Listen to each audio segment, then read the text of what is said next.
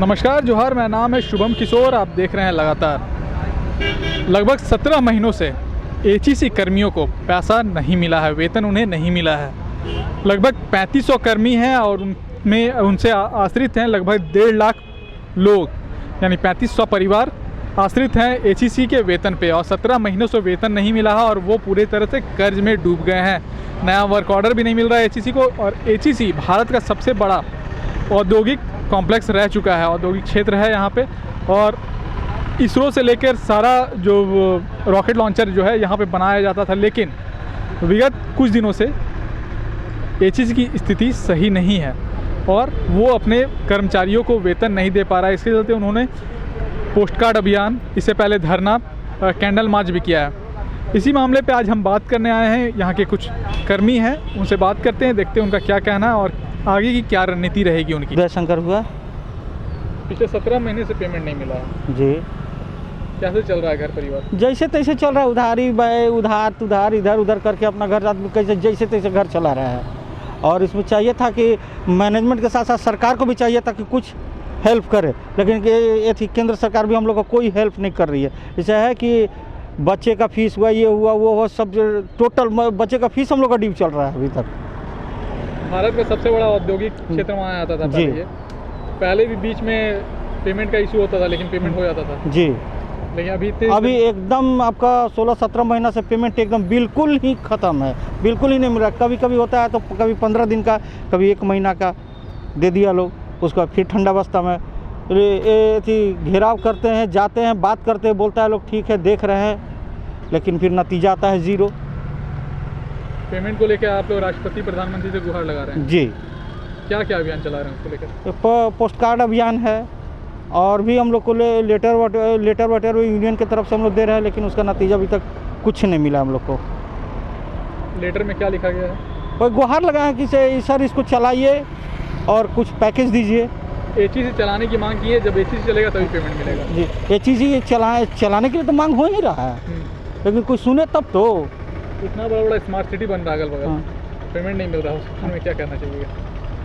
अब ये तो मैंने थी गवर्नमेंट जाने, गवर्नमेंट कैसे स्मार्ट सिटी बनवा रही है कि आपका औद्योगिक क्षेत्र में स्मार्ट सिटी बनना नहीं चाहिए, कैसे बन रहा है हम लोग को तो समझ से परे है।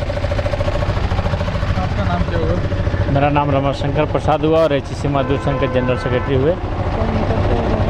देखिए, अभी सबसे बड़ा समस्या क्या है कि एचईसी जो पूरे देश का गौरव रहा और आज ये दिन देखना पड़ रहा है कि यहाँ के एम्प्लॉय समझिए कि खाने दाने के लिए मोहताज हो रहे हैं। सबसे बड़ा अगर हम माने तो लगभग हम लोग केंद्र सरकार से 6 बार जाके हम लोग मंत्रालय मिले उनसे, और मंत्रालय में हमने लगातार कहा कि आपने एक सीएमडी मुझे एचईसी के लिए परमानेंट सीएमडी दीजिए, लेकिन सरकार बताइए कि एक मंत्रालय एक सीएमडी नहीं बदल सकती है, सीएमडी एक नहीं दे सकती है, तो क्या कर सकती है? अगर एचईसी को अगर अपना एक मुखिया होता तो डिसीजन लेने का पावर होता। अभी वर्तमान में जो अभी देखिए कि सीएमडी एक भेल के थे, प्रभारी सीएमडी, अभी डायरेक्टर सभी रिटायर कर गए तो प्रभारी डायरेक्टर भी हो गए। तो सरकार की मंशा समझ में नहीं आ रही। सरकार मंशा साफ कर दे, बंद करना है या चलाना है, तो अगर जो करना है आप स्पष्ट कीजिए ना। अब इस तरह से लोग दिन प्रतिदिन क्या हो रहे हैं, बहुत सारे इंजीनियर अभी छोड़ के रिजाइन दे के जा रहे हैं। इतनी मजबूरियां होते जा रही है। वर्कर क्या है कि कुछ लोग पैसे की वजह से जो कर्ज लिए हुए हैं, बहुत सारा चीज़ है, किन्हीं का हार्ट अटैक आ रहा है, कोई रात को सो रहे हैं तो सुबह नहीं उठ पा रहे हैं। तो सरकार चाहते हैं कि, हमको लगता है कि वो चाहती है कि धीरे धीरे अपने आप लोग छोड़ के चले जाएँ, एचईसी स्वतः बंद हो जाए, हमको कुछ करना ना पड़े। तो इस तरह से सरकार को इस पर संज्ञान लेनी होगी। और मैं पूरे एचईसी वासियों से मैं आग्रह करूंगा कि अगर एचईसी बंद हो जाएगी ना, तो यहाँ पे एक भी झोपड़ी और एक भी मकान नहीं रहेगा। आप देख सकते हैं बगल में जब से स्मार्ट सिटी बन रहा है, जिस दिन से स्मार्ट सिटी की नींव रखी गई है, उस दिन से जिस दिन से उसका शुरुआत हुआ है, उसके दूसरे दिन से एचईसी का ये बुरा हाल शुरू हो गया है। तो कहीं ना कहीं पूरे नगरवासी को समझना होगा। देखिए आज जो लोग वर्कर हैं या जो इंजीनियर हैं कहीं ना कहीं भाई अपनी व्यवस्था कर लेंगे, लेकिन अगर एचईसी बंद हो जाएगी तो सेकेंड दिन से पूरे एचईसी कॉलोनी में बुलडोजर चलेगा, पूरे क्वार्टर वाटर सब खत्म करके फिर लोगों को अपना अपना बिल्डिंगें सरकार बनाएगी। तो उसमें हम लोग कहीं कुछ हम इसलिए एचईसी को बचाना सबका दायित्व है। ये नहीं कह रहा हूँ मैं वहाँ सर्विस कर रहा हूँ तो हमें हमारी सबकी दायित्व बनती है, एचईसी रहेगी तो सबको लाभ मिलेगा इससे। सीएमडी नहीं है, डायरेक्टर नहीं है, सब प्रभारी में थे, अभी हैं सीएमडी की नहीं है। अभी प्रभारी सीएमडी चल रहे हैं और सबसे बड़ा अगर दोषी किसी को मानते हैं तो हम सीएमडी को मानते हैं। एक सीएमडी को पावर होता है हर चीज़ डिसीजन लेने का। यहाँ पे जब से वो आए हैं न एक वर्क ऑर्डर आया है न कोई बढ़िया से डिस्पैच हुआ है, कोई मतलब नहीं है। और इतनी सारी यहाँ पे घोटाला हो रहा है, इतनी सारी चोरियाँ हो रही है। हम लोग कितना बार गुहार लगाए कि जांच किया जाए। अभी 271 करोड़ आया था, पुराने डायरेक्टरों लोग ने बंदर बांट कर दिया। उन्होंने वेंडरों को ऐसा पैसा दिया है जो सैलरी मत में इनपुट में खर्च करना चाहिए था, वो वेंडरों को बांटा। सिर्फ कमीशन के चक्कर में, कमीशन खाने के चक्कर में वेंडरों को दिया, एचईसी को बर्बाद करके चला गया है वो लोग। क्या क्या घूसखोरी हुई है, क्या बहुत सारी चीज़ें हैं। वेंडरों को पुराने वेंडरों को बुला के पेमेंट देना बहुत बड़ा घोटाला है। सीपीएफ ट्रस्टी का पैसा था, ट्रस्टी में जमा नहीं किया गया है। बैंक को पैसा, जो बैंक हम लोग का जो बैंक में कोई लोन लिया उसका पैसा कटता है, वहाँ नहीं जमा किया गया है। तो मतलब सिर्फ वो अपनी पॉकेट गर्म किए, न वर्कर का ख्याल रखे न कंपनी का ख्याल रखे वो लोग। नए वर्क ऑर्डर आ नहीं रहे हैं। कितने परिवार हैं जो भी आश्रित हैं एचईसी पर? देखिए वर्कर हम लोग लगभग 3500 हैं और इससे करीब 1.5 से 2 लाख के डायरेक्ट इनडायरेक्ट हम लोग इस पे हैं। और इस बार सब लोग सरकार के ऊपर नज़र बनाए हुए हैं। अगर सरकार अच्छा करती है तो आने वाला समय में सरकार के लोग के पक्ष में खड़ा रहेंगे। और अगर सरकार ये चीज़ अगर नहीं चलाती हैं तो हम क्यों उनके साथ खड़ा रहेंगे। हमें मंदिर मस्जिद और ये से हम क्या लाभ मिलेगा। हमारा पेट, अगर हम बेरोजगार हो जाएंगे तो हमारा बाल बच्चे और परिवार को कैसे हम पाल पाएंगे, नहीं कर पाएंगे। तो हमारी राजनीतिक जो लोग कर रहे हैं एचईसी को लेके, कांग्रेस हो या बीजेपी हो या अदर पार्टी हो, वो सब मिल के एचईसी को बचाना चाहिए। इसलिए कि देश का गौरव है। यहाँ पे जब अब्दुल कलाम जी आए थे उन्होंने आज भी लिखा है यहाँ के रजिस्टर में, अगर एचईसी देश हित के लिए बचाना बहुत ज़रूरी है। तो माननीय प्रधानमंत्री जी हमारे प्रभात तारा मैदान में आए थे तो उन्होंने विपक्ष में पूर्व सांसद सुबोध कांत जी को कोस रहे थे कि आपके वजह से एचईसी खत्म हो गए। लेकिन मैं तो अभी कहूँगा कि आपकी सरकार है माननीय प्रधानमंत्री जी, आप क्यों नहीं एक बार आप कह देंगे कि एचईसी को कल चलाना है, तो किसी की औकात नहीं है कि रोक ले।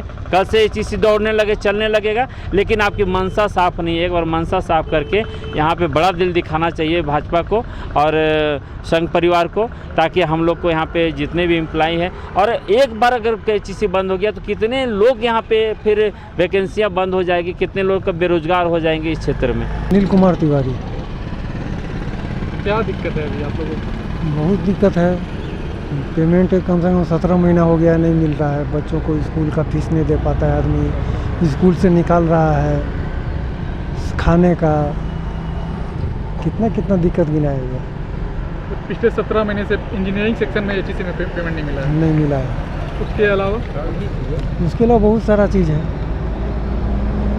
क्या क्या अभियान चला रहे हैं आप लोग? सुनने में आ रहा है पोस्ट कार्ड अभियान चल रहा है। हाँ, और बहुत सारे आप लोग रैली भी किए हैं पेमेंट को लेकर।